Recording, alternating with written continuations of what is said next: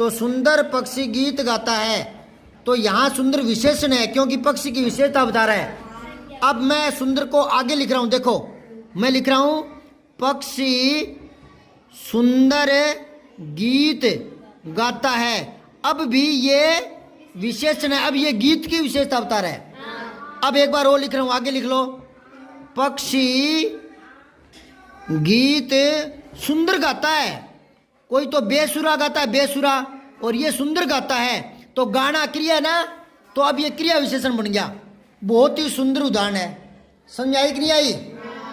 तो आप क्रिया से पहले छांटो, यहाँ आ जाओ, अपने वाक्य में आ जाओ। रोहन गीत लिखता और गाता है, तो यहाँ तो विशेषण शब्द ही नहीं है।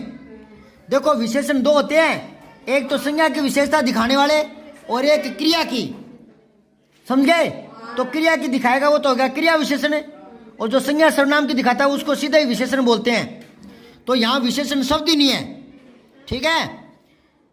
और तीसरा देखो एक बार, बच्चा गर्म दूध पीता है, तो विशेषता बता रहा है दूध की, गर्म दूध, तो विशेषण गर्म तो आ गया पर ये विशेषण ही है। ये पूछ रहा है क्रिया विशेषण बताओ, तो ये भी गलत है, पहला भी गलत है।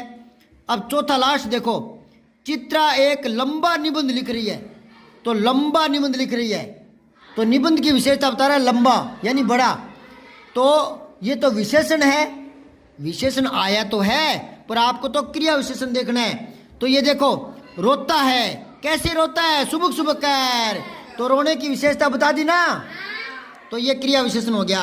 अब 8वां अध्याय विधा में लिखा है, किसमें, कौन सी विधा में लिखा है? मैं ये कह रहा हूं कि कविता है या गीत है या कोई दोहा है या कोई गद्य है या कोई पद्य है, यूं तो हाँ आत्मकथा। आत्मकथा क्या होती है?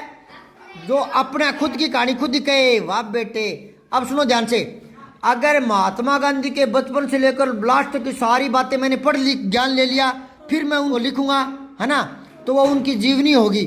लेकिन वही जीवनी महात्मा गांधी खुद लिख दे अपनी आप ही, तो वो उनकी आत्मकथा बन जाएगी।